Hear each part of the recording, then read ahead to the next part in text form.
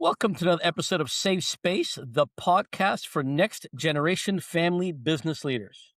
Today, we're joined by Manu Brune out of Columbus, Ohio, a parenting expert, folks. That's right, parenting. Key issues around families of wealth. So, Manu, welcome to the show.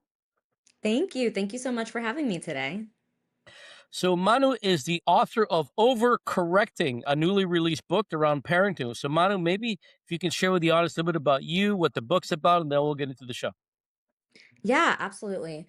So my book Overcorrecting it's really about finding your center and leaning back into your intuition as a parent or as an adult in the room when the world is kind of shouting in extremes at you, right? There's all of this noise going on in the background these days telling us this is how we need to parent. This is how we should be responding to our adult children. And the noise is shaping the way that we're really showing up in the world today. And in an effort to downplay that noise in the background, I think people are trying to what they call break generational patterns these days.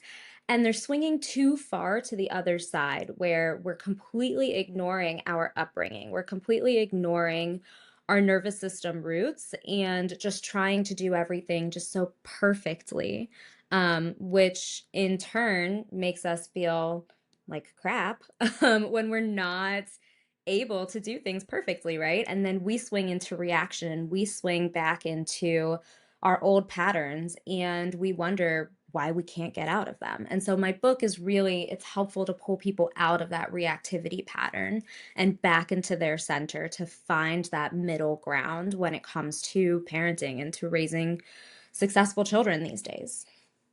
So, let's talk about the noise that you're talking about. So when we look at the families that we work with, which are multi-generational, wealthy, business owning families, talk to us and the audience about how that noise would include decisions around wealth transfers and ownership decisions and leadership of the potential next generation, which, let's not forget, happen to be children of the founders. Yeah, absolutely. I think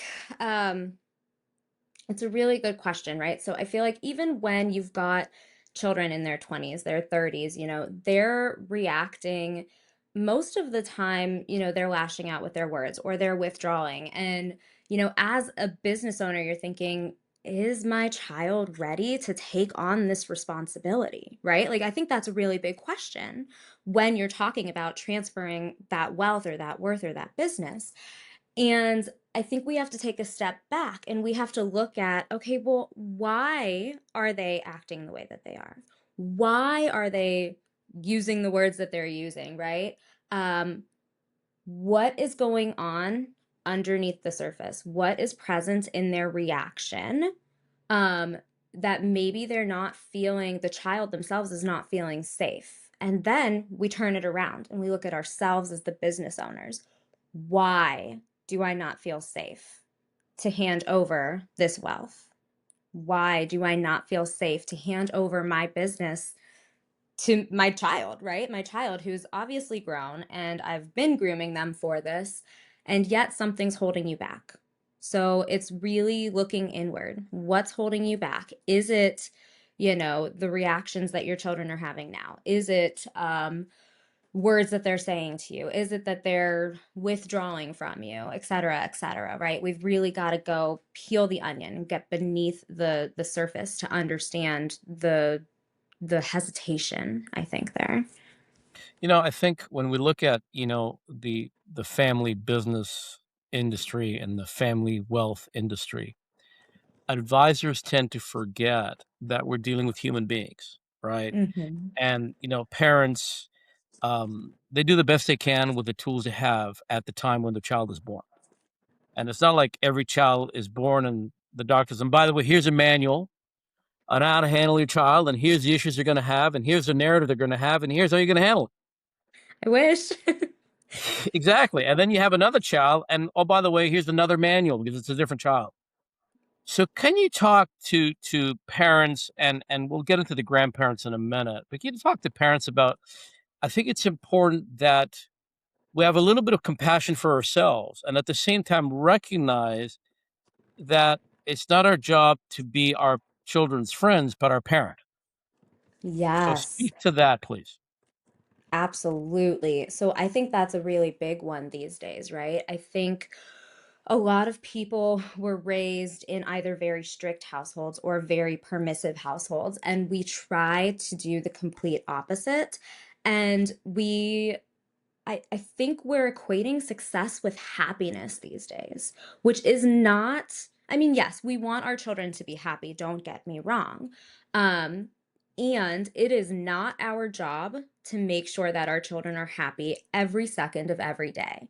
It's our job as parents to teach our children how to make it through those uncomfortable emotions, right? It's our job as parents to guide and to teach our children. And yes, we want to be friends with our children. We want our children to call because they want to call, not because they feel obligated to, or they think if they stop, they'll be cut off from the family, right?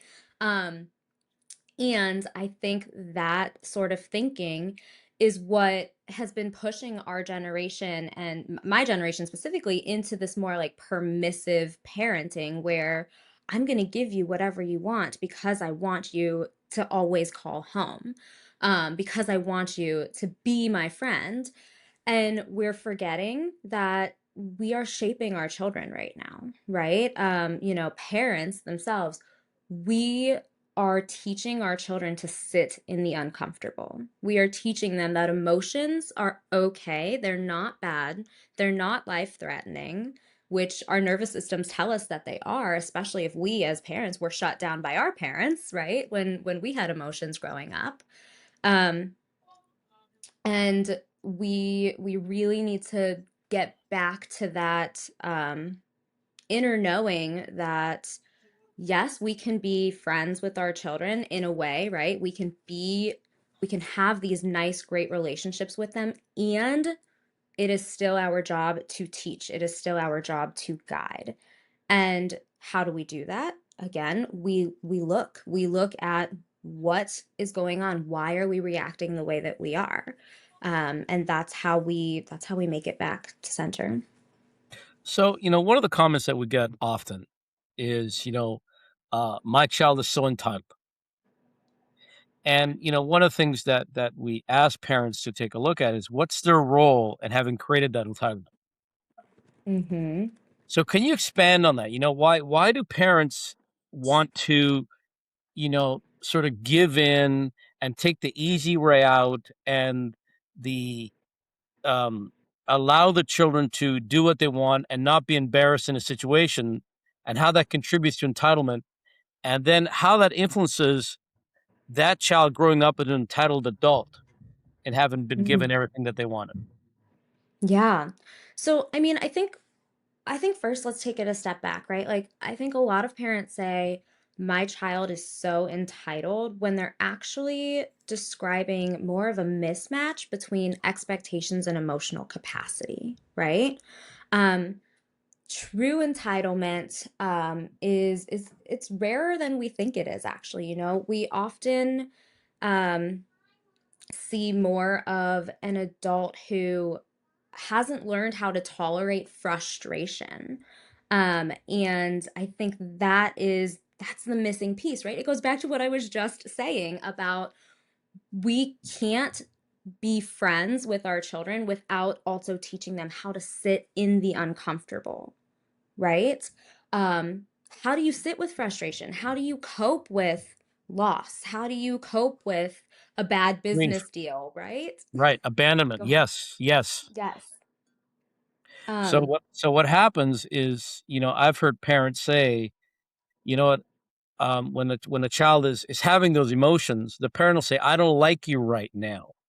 mm, What they should be saying is, I love you.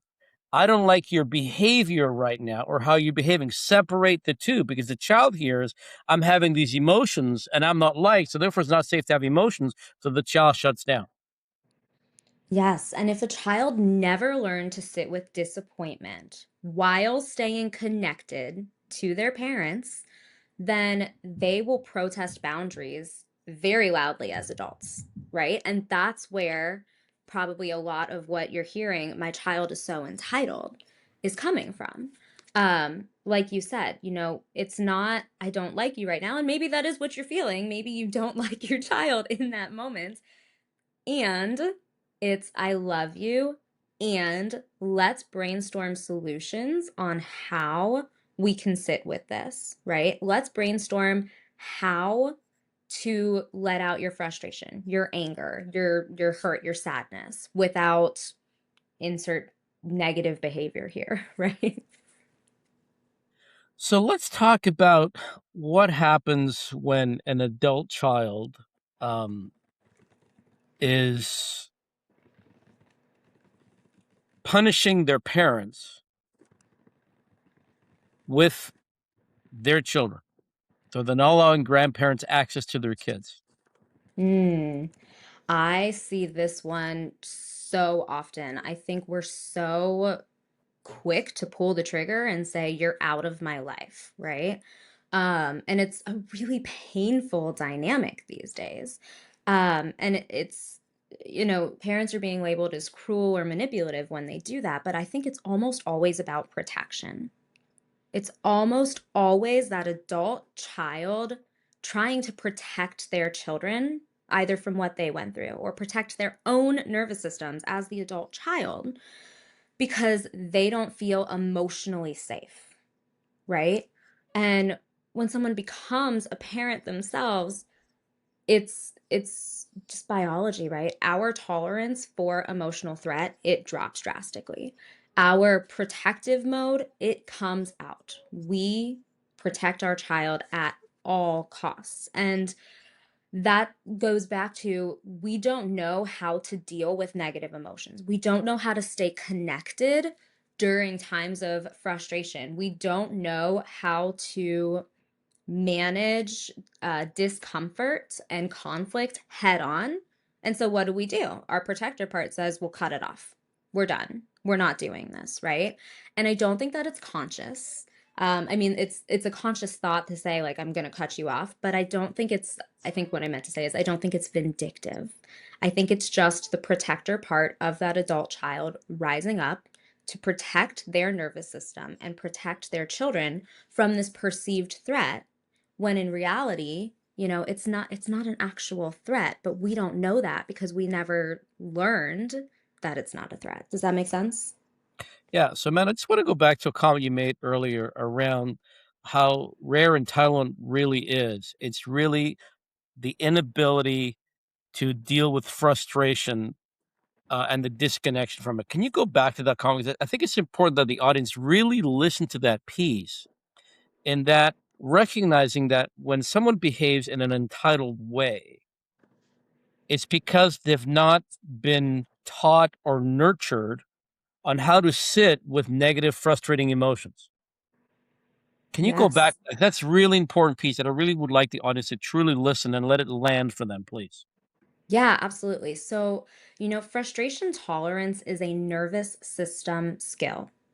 It is the ability to feel disappointment, to feel limits and boundaries, to hear the word no without losing connection to yourself or to your relationship with your partner, your parent, your child, whatever. When somebody has not developed that skill, frustration doesn't just feel uncomfortable, it actually sends off alarm brains in your nervous system. So it feels threatening. So instead of adapting, a child will, or a parent or a child will escalate, or they'll argue, they'll shut down, they'll demand, they'll withdraw, they'll throw blame, right? And it looks like entitlement on the surface. But underneath is that nervous system that never learned how to stay regulated in the presence of boundaries and limits and frustration. So what I'm hearing, if there are some um, unprocessed emotions under the surface that could show up as entitlement to the observer, i.e., the parent or the grandparent of the adult child. Absolutely. Okay, so how does that adult parent, grandparent deal with this 20, 30, 40, 50-year-old adult child who they label as entitled, which is really unprocessed emotions due to frustration, not being able to sit with the negative emotions. How do they handle that? Yeah. So here's the thing that I think we don't understand as a society fully yet, right? I think it's, when unprocessed emotions are sitting underneath the surface, when they have festered in our nervous system, they're not going to disappear with age. They're getting disguised, right? And so the role of the grandparent is not to correct the behavior, but it's to change the emotional conditions that surround the behavior. So I can give you an example. First, the grandparent needs to stop engaging with the content. It's the same thing I teach parents, right? Instead of engaging with the content, instead of engaging with the behavior, what's happening underneath it? What is the state tied underneath that? If your adult child is reactive, is demanding, is rigid, that's usually a sign that something old has been activated within their nervous system.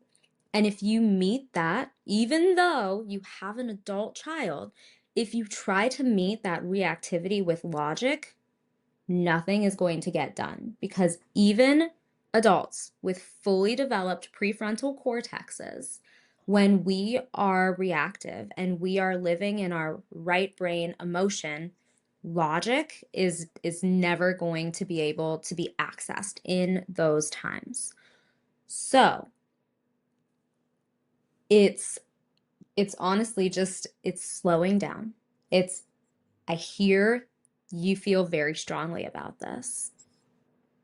I'm not able to do what you're asking. I want to understand why this feels hard for you. It's accessing your own empathy and it's accessing that connection. I want to understand, what can I do to help you in this moment? And then it's holding boundaries without urgency, right? Urgency in our nervous systems, like we have to do this right now, right? If you say that to somebody who's already activated, they're going to get more activated. So it's slowing down. It's, as the grandparent, slowing yourself down, taking that pause, taking those deep breaths in and out, right? Feeling your feet flat on the ground, feeling that you are steady as well, right? And not letting yourself, again, as the regulated adult in the room, get pulled into that dysregulation. Because if you get pulled in, your adult child's going to get pulled in, and then your grandchild's going to get pulled in. And then it's just pure chaos in the house, and nobody wants that, right? So you So so can't. so Oh, here go I'm ahead. I'm a grandparent. I'm dealing with my 50-year-old child, who I see as entitled. We've had this ongoing, call it confrontive relationship, and I'm being triggered again. What can I do as the adult, sorry, as the emotionally regulated adult? What can I do to stay in the conversation and not go to my wounded narrative? Mm, that's a really good question. So, you know, first, I think it's important to normalize that um, being triggered or being activated doesn't mean that you're automatically slipping into dysregulation, right? For you as well, it means that something is being touched underneath the surface. So, what you do is name what's happening inside. Silently, don't say this out loud because your kids are going to be like, "What are you talking about?" Right? So, ask yourself quietly, "What am I feeling right now? Where in my body am I feeling it? What story am I telling myself?" Right? Because oftentimes when we are talking to our children who we feel are entitled, we're saying, well, they're taking advantage of me. Nothing I do is enough. I'm being disrespectful, right? And so we're reframing it in our brains. What am I feeling and what story is that telling me? And then again, the reframe. Instead of my child is entitled, it's my child has a very hard time tolerating frustration, right? We're reframing, we're rewiring our brains by saying these things. So one of the tell, And then which you is slow the exact, pace, like I said, yeah. right? So when So, you as an adult, that's beautifully no, no, put, no, go Meta, ahead, go ahead. because one of the things that we tell our clients is, whenever you're getting triggered, the default is to go to your wound. So the word we use is take that and put it in the parking lot, that trigger, right? Go back to it later, but stay in the conversation. And then go and say, okay, well, I got triggered here. What's this about? What's the old wound about? What's the belief? Mhm. What's the old behavior? But the key is to stay locked in the conversation. Because one of the biggest challenges that we all have as human beings is we don't feel emotionally safe with each other, right? So when we get triggered, we attack, we withdraw, and we don't Exactly. stay in the conversation. So what could you talk to parents? So what could you tell parents that believe they have failed as parents, that they've got guilt or shame about their child? Because the reality is, I think it's important. I'm a parent. I failed them when they were little, right? Now I've made up for that. And there are times when I still feel a little bit of guilt for not being there, but I'm mindful of that. I don't allow that guilt to influence my present in my relationship with them. What advice could you give parents around, you know, how do they handle their own internal beliefs that I failed as a parent and my child is this way because? Mm. Yeah, I mean, I think this is a good question and a tough one, right? I when I hear parents say the words "I failed" or "I messed up my child," to me, it sounds like there's a lot of guilt there, like you said, and it's looking for somewhere to land. But here's the really interesting part, right? Like, guilt and shame don't make us better parents and grandparents. They make us less present ones. Like you said, we spiral, right? We are not, it takes us out of the present conversation in the present moment. It leads to withdrawing. So, what if we reframed it to say, you didn't fail. You parented inside the limits of your own nervous system, given the resources and information that you had available at that moment in time, right? Um, and here's the part that I think we don't we don't always look at because we're always pulled into what was happening in our past, right? Parenting isn't graded and it's not graded retroactively. There's no final scorecard. What matters is whether we can show up now in the present with more awareness than what we had back then. So when adult children express pain, parents often hear an accusation. But most of the time, what's really being asked is, can you see me without defending yourself? You don't have to agree with their memory. You don't have to rewrite history. And you don't have to carry lifelong blame, right? Instead, it's another gentle mindset shift. I may not have gotten everything right, and I care deeply about how it felt for you. That is where we start to see repair, and repair will lead to presence.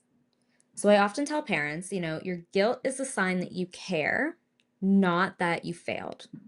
The work is not to erase the past, it's to stop letting shame steal from your present. That's a really good perspective that you offer, and as I knew we would, we've flown through the time and we've come to the end of the show.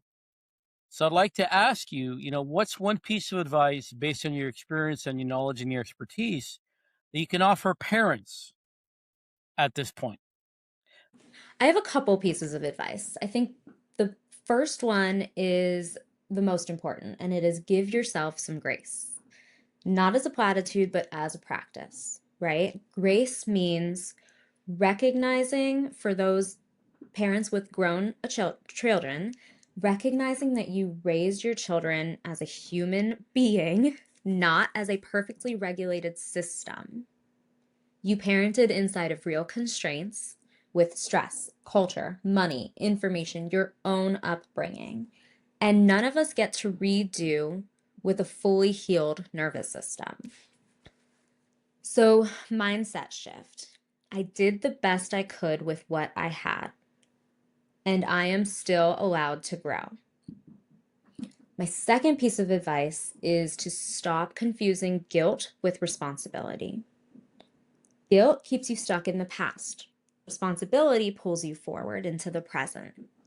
You do not need to carry lifelong shame to be held accountable. What helps your adult children far more than a parent, or far more than your guilt, is a parent who can stay open, curious, and emotionally available now, in the present moment. And the last one is remember that it's not too late. Relationships don't heal because the past gets rewritten. They heal because the present becomes safer. Everybody's nervous system feels safer. Everybody is more available emotionally. And healing is not linear. So you may have some times where things feel really, really great. And then you might have a day where everybody's back to reactivity and nothing feels good. It feels like you're back at square one. And that's totally normal when you're healing relationships. The thing to keep in mind is let's keep pushing forward with grace, with presence, and with emotional availability. Just because your children are grown and out of the house does not mean that you are done. You are still in the work and you still care, especially if you're listening to this podcast and listening. And that caring paired with that grace is where your real change in those relationships will start to grow. That is so spot on. Thank you so much for that. And I want to thank you for taking the time to be on the show.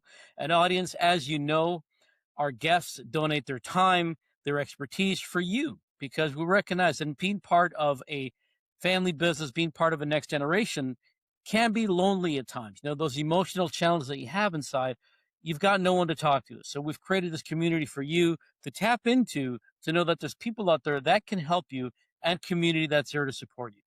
So if anything that we shared today really resonated with you, drop us a note, leave us a line, but most importantly, share. You know, be generous and share this knowledge with others.